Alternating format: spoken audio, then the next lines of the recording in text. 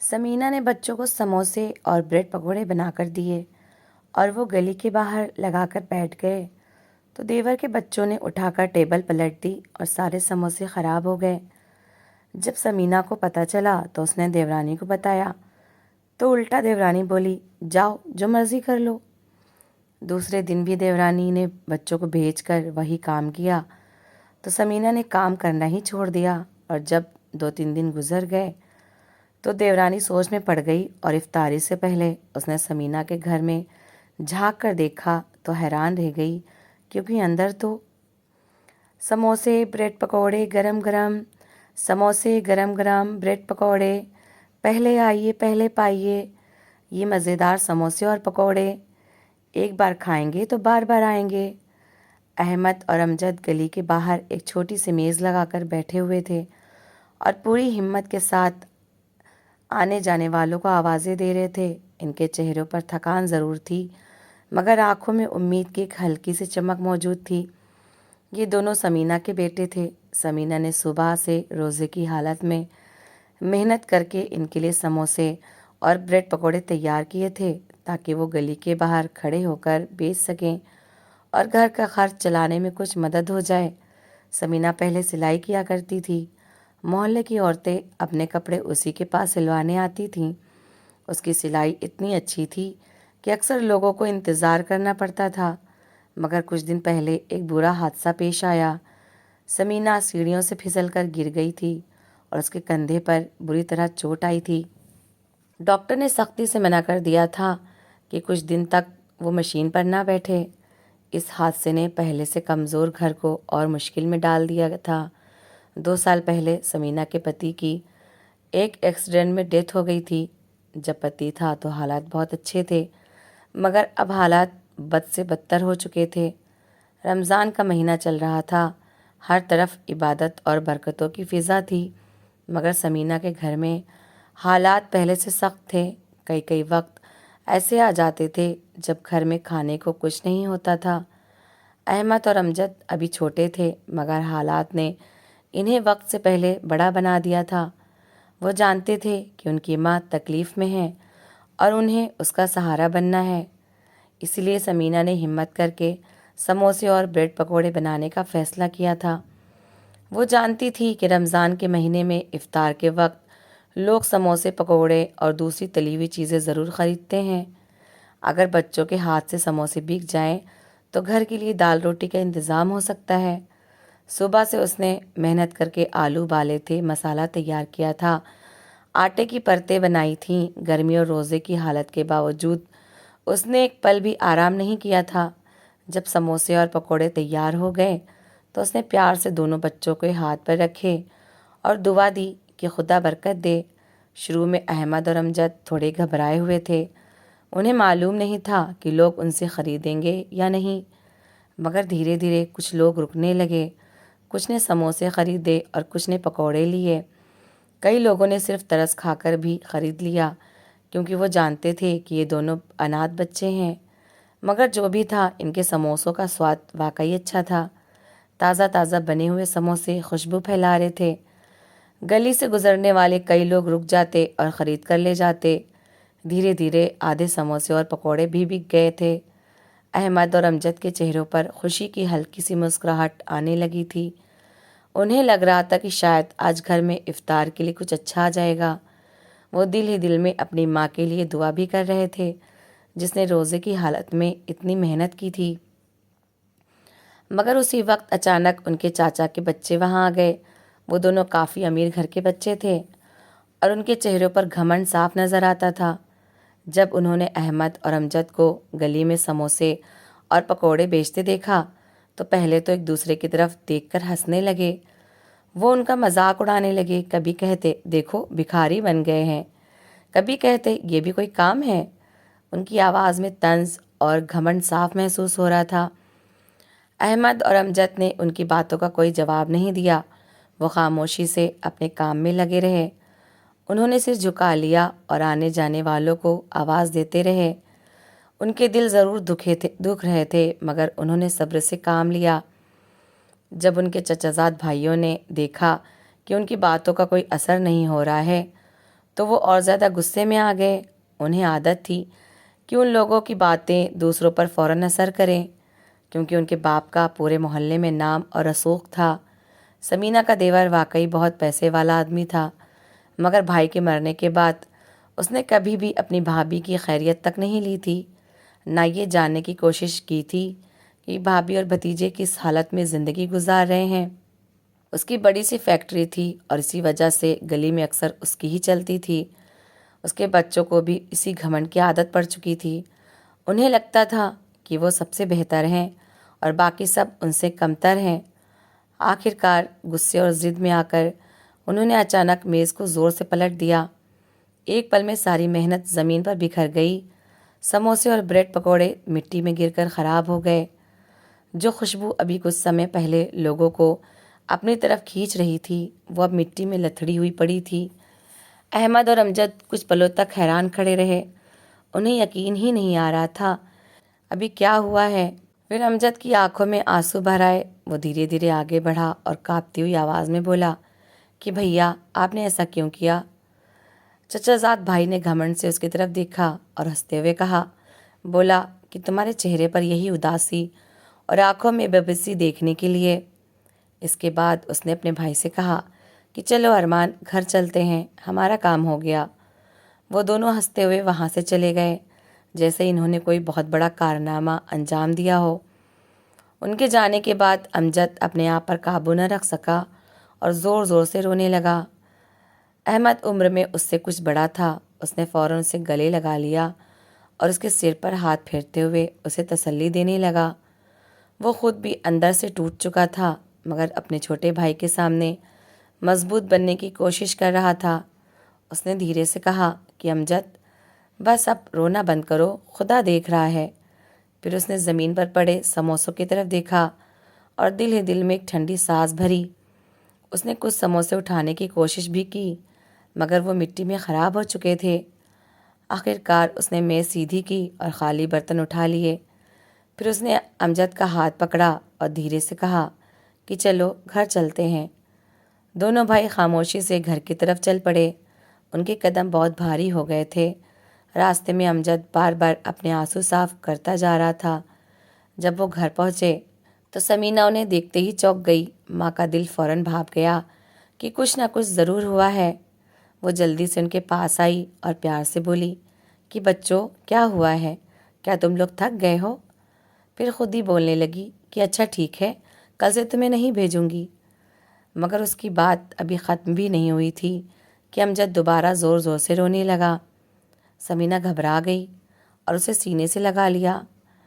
احمد نے آنکھیں جھکا لیں اور کم شبدوں میں سارا واقعہ سنا دیا۔ یہ سب سن کر سمینہ کا دل جیسے ٹوٹ گیا۔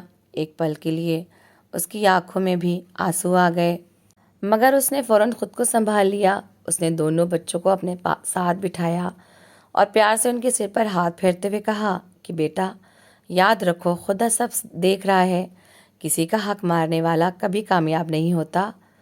انہوں نے تمہاری محنت کو مٹی میں ملایا ہے، مگر خدا چاہے تو کل اسی مٹی سے تمہارے لیے کامیابی کے دروازے کھول دے گا۔ احمد اور امجد خاموشی سے اپنی ماں کی باتیں سن رہے تھے۔ ان کے دل ابھی بھی دکھ سے بھرے ہوئے تھے، مگر ماں کی باتوں سے انہیں تھوڑا حوصلہ ضرور مل رہا تھا۔ سمینہ نے بڑی مشکل سے اپنے بچوں کو تسلی دے کر چپ کروایا تھا۔ امجد کے آنسو رکنے کا نام نہیں لے رہے تھے اور احمد بھی دکھاوے کے لیے مضبوط بننے کی کوشش کر رہا تھا، مگر اس کی آنکھوں میں چھپی اداسی صاف نظر آ رہی تھی۔ سمینہ نے دونوں کو اپنے ساتھ بٹھا کر پیار سے ان کے سر سہلائے اور انہیں سمجھانے لگی کہ بیٹا، زندگی میں ایسے لوگ بھی ملتے ہیں جو دوسروں کی تکلیف سمجھنے کی بجائے اس کا مذاق اڑاتے ہیں، مگر خدا سب کچھ دیکھتا ہے۔ جو ظلم کرتا ہے اسے ایک دن ضرور جواب دینا پڑتا ہے۔ بچوں نے ماں کی باتیں خاموشی سے سن لیں۔ امجد نے دھیرے سے سر ہلایا اور پھر احمد کے کندھے پر سر رکھ کر بیٹھ گیا۔ سمینہ ان کے لیے پانی لائی اور انہیں آرام کرنے کو کہا۔ کچھ دیر بعد دونوں بچے تھکان اور رونے کی وجہ سے وہیں چارپائی پر لیٹ گئے اور دھیرے دھیرے سو گئے، مگر سمینہ کی آنکھوں سے نیند کوسوں دور تھی۔ وہ ایک کونے میں بیٹھی بچوں کے چہرے کو دیکھتی رہی۔ اس کے دل میں عجیب سی کسک تھی۔ بچوں کو تسلی تو اس نے دے دی تھی، مگر اندر ہی اندر اس کا دل دکھ سے بھرا ہوا تھا۔ اسے بار بار وہ درش یاد آ رہا تھا جب اس کے بچوں کی محنت مٹی میں مل گئی تھی اور وہ بے بسی سے کھڑے دیکھتے رہ گئے تھے۔ آخر کار اس نے فیصلہ کیا کہ وہ اس معاملے پر اپنی دیورانی سے بات ضرور کرے گی۔ آخر وہ بھی ایک ماں ہے، شاید اسے احساس ہو جائے کہ اس کے بچوں نے کتنا غلط کام کیا ہے۔ اگلے دن دوپہر کے سمے جب بچوں کو تھوڑا سکون تھا تو سمینہ ہمت کر کے اپنی دیورانی کے گھر چلی گئی۔ اس کا دل دھڑک رہا تھا، مگر اس نے خود کو سنبھالا۔ دروازہ کھٹکھٹانے پر اس کی دیورانی باہر آئی۔ سمینہ نے نرمی سے سلام کیا اور دھیمی آواز میں کل کا سارا واقعہ بتانے لگی۔ اس نے کہا کہ بچوں سے غلطی ہو جاتی ہے، مگر انہیں سمجھانا ضروری ہوتا ہے۔ اگر وہ احمد اور امجد کے سموسے خراب نہ کریں تو بہت مہربانی ہوگی، کیونکہ اسی سے گھر کا گزارا چل رہا ہے۔ سمینہ کی بھی بات پوری نہیں کر پائی تھی کہ اس کی دیورانی ہنس پڑی۔ اس کے چہرے پر گمبھیرتا کا کوئی نشان نہیں تھا۔ وہ مذاق کے انداز میں بولی کہ ارے بھابھی، بچے ہیں، کبھی کبھی شرارت کر لیتے ہیں، اس میں اتنا دل پر لینے والی کون سی بات ہے؟ سمینہ کو اس جواب کی بالکل امید نہیں تھی۔ وہ کچھ پل خاموش کھڑی رہی، پھر دھیرے سے بولی کہ بہن، شرارت اور کسی کی محنت برباد کرنے میں فرق ہوتا ہے۔ بچے اگر بار بار ایسا کریں گے تو ہمارے لیے مشکل ہو جائے گی۔ مگر دیورانی نے لاپرواہی سے کندھے اچکا دیے۔ اس کے چہرے پر ہنسی ابھی تک باقی تھی۔ وہ بولی کہ بھابھی، آپ بھی دل چھوٹا کر لیتی ہیں، بچے ہیں، جو دل چاہے گا کریں گے۔ سمینہ نے اور بحث کرنا ٹھیک نہ سمجھا۔ وہ خاموشی سے واپس اپنے گھر آ گئی۔ شام کو اس نے پھر ہمت کی اور کچھ سموسے اور بریڈ پکوڑے تیار کیے۔ وہ جانتی تھی کہ اگر یہ کام بھی چھوڑ دیا تو گھر کا خرچ چلانا اور مشکل ہو جائے گا۔ اس نے احمد اور امجد کو بلایا اور انہیں پیار سے سمجھایا کہ آج پھر کوشش کر کے دیکھتے ہیں، شاید آج سب ٹھیک رہے۔ بچے بھی اپنی ماں کی خاطر دوبارہ تیار ہو گئے۔ وہ میز اٹھا کر گلی کے باہر لے گئے اور پہلے کی طرح آواز لگانے لگے۔ سموسے اور بریڈ پکوڑوں کی خوشبو ایک بار پھر گلی میں پھیلنے لگی۔ کچھ لوگ رک کر خریدنے لگے اور دھیرے دھیرے کاروبار چلنے لگا۔ امجد کے چہرے پر ہلکی سی خوشی نظر آنے لگی تھی۔ اسے امید تھی کہ شاید آج کوئی مسئلہ نہیں ہوگا، مگر کچھ ہی دیر بعد وہی ہوا جس کا ڈر تھا۔ ارمان اور فرحان دوبارہ وہاں پہنچے۔ ان کے چہروں پر پہلے سے بھی زیادہ گھمنڈ تھا۔ انہوں نے دور سے ہی احمد اور امجد کو دیکھا اور آپس میں ہنسنے لگے۔ پھر وہ دھیرے دھیرے ان کے پاس آئے اور طنزیہ انداز میں بولنے لگے کہ لو جی، پھر سے دکان کھل گئی۔ احمد اور امجد نے اس بار بھی کوئی جواب نہیں دیا۔ وہ خاموشی سے اپنے کام میں لگے رہے۔ یہ خاموشی ان دونوں کو اور زیادہ بری لگی۔ ارمان نے اچانک آگے بڑھ کر میز کو زور سے دھکا دیا۔ ایک بار پھر میز پلٹ گئی۔ سموسے اور پکوڑے زمین پر گر گئے۔ گرم گرم سموسے مٹی میں لتھڑ گئے اور پکوڑے ادھر ادھر بکھر گئے۔ ارمان اور فرحان زور زور سے ہنسنے لگے اور پھر بغیر کسی ڈر کے وہاں سے چلے گئے۔ احمد اور امجد اس بار بھی چپ کھڑے رہے۔ امجد کی آنکھوں میں آنسو بھر آئے تھے، مگر اس نے خود کو روکے رکھا۔ احمد نے گہری سانس لی اور خاموشی سے برتن سمیٹنے لگا۔ کچھ دیر بعد دونوں بھائی خالی ہاتھ گھر واپس آ گئے۔ سمینہ نے جب انہیں اس حالت میں دیکھا تو اس کا دل پھر سے بیٹھ گیا۔ اس نے ساری بات سنی اور ایک پل برباد کیے بغیر اپنی دیورانی کے گھر جا پہنچی۔ اس بار اس کے دل میں دکھ زیادہ تھا۔ اس نے دیورانی کو ساری بات بتائی اور کہا کہ تمہارے بچوں نے دوبارہ وہی حرکت کی ہے، تم انہیں سمجھا دو، ہم پہلے ہی بہت مشکل میں ہیں۔ مگر اس کی دیورانی نے اس بار بھی گمبھیرتا نہیں دکھائی۔ وہ ہنستے ہوئے بولی کہ جو مرضی کر لو، ہمارے بچے تو ایسے ہی ہیں، اگر تمہارے سموسے خراب ہو جاتے ہیں تو ہم کیا کریں؟ یہ شبد سن کر سمینہ کا دل جیسے اندر سے ٹوٹ گیا۔ اس نے ایک پل کے لیے دیورانی کی طرف دیکھا، مگر پھر کچھ کہے بغیر واپس پلٹ آئی۔ گھر آ کر وہ کافی دیر تک چپ بیٹھی رہی۔ اس کے دماغ میں ایک ہی بات گھوم رہی تھی کہ اگر ہر دن یہی ہوتا رہا تو اس کی ساری محنت برباد ہو جائے گی۔ اگلے کچھ دنوں تک یہی سلسلہ چلتا رہا۔ جب بھی احمد اور امجد سموسے بیچنے کے لیے میز لگاتے، ارمان اور فرحان آ کر اسے گرا دیتے اور ساری محنت برباد کر دیتے۔ آخر کار ایک دن سمینہ نے دل پر پتھر رکھ کر فیصلہ کر لیا۔ اس نے بچوں کو اپنے پاس بٹھایا اور پیار سے کہا کہ بیٹا اب ہم یہ کام نہیں کریں گے۔ احمد اور امجد نے حیرت سے ماں کی طرف دیکھا، مگر ان کی آنکھوں میں اتنی تھکان اور دکھ تھا کہ وہ کچھ کہہ نہ سکے۔ سمینہ نے دھیرے سے کہا کہ خدا نے چاہا تو کوئی اور راستہ ضرور نکل آئے گا، مگر میں ہر روز تمہاری محنت کو اس طرح مٹی میں ملتے نہیں دیکھ سکتی۔ احمد اور امجد خاموشی سے اپنی ماں کی بات سن رہے تھے۔ ان کے دل میں دکھ تو بہت تھا، مگر وہ جانتے تھے کہ ان کی ماں پہلے ہی بہت تکلیف میں ہے، اس لیے انہوں نے کوئی ضد نہیں کی۔ امجد نے صرف اتنا کہا کہ ٹھیک ہے امی، جیسا آپ ٹھیک سمجھیں۔ احمد نے بھی سر جھکا کر ہاں میں سر ہلا دیا۔ اگلے دن گلی کے باہر وہ میز نہیں لگی جس پر ہمیشہ سموسے اور بریڈ پکوڑے رکھے ہوتے تھے، نہ ہی وہ جانی پہچانی آواز سنائی دی جو روز افطار سے پہلے گلی میں گونجتی تھی، سموسے بریڈ پکوڑے گرم گرم، سموسے گرم گرم پکوڑے۔ گلی سے گزرنے والے کئی لوگ رک کر ادھر ادھر دیکھتے رہے، مگر وہاں کوئی نہیں تھا۔ احمد اور امجد اس دن گھر کے اندر ہی بیٹھے رہے۔ سمینہ بھی خاموشی سے گھر کے کاموں میں لگی رہی۔ اس نے سلائی کا کام ابھی تک شروع نہیں کیا تھا کیونکہ کندھے کا درد ابھی باقی تھا۔ دوسری طرف ارمان اور فرحان شام کے سمے گلی میں نکلے تو انہوں نے ادھر ادھر دیکھا۔ انہیں حیرت ہوئی کہ آج میز کیوں نہیں لگی۔ وہ کچھ دیر انتظار کرتے رہے، مگر جب کوئی نہیں آیا تو وہ واپس گھر چلے گئے۔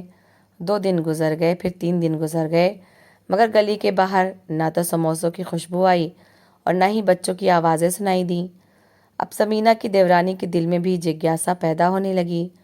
وہ سوچنے لگی کہ آخر ایسا کیا ہوا ہے کہ انہوں نے کام ہی چھوڑ دیا۔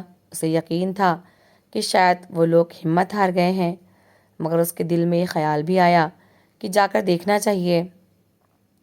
اس دن افطار سے کچھ دیر پہلے وہ دھیرے دھیرے سمینہ کے گھر کی طرف آئی۔ اس نے دروازے کے پاس جا کر اندر جھانکا، مگر اندر کا درشیہ دیکھ کر حیران رہ گئی۔ گھر کے اندر سمینہ کے پاس 2 عورتیں بیٹھی ہوئی تھیں اور ان کے سامنے کپڑوں کے کئی جوڑے رکھے ہوئے تھے۔ ایک طرف سلائی مشین رکھی تھی اور سمینہ دھیرے دھیرے کپڑے کاٹ رہی تھی۔ وہ دونوں عورتیں کہہ رہی تھیں کہ بہن، ہمیں کسی نے بتایا کہ تمہاری سلائی بہت اچھی ہے، اس لیے ہم کپڑے لے کر آئے ہیں۔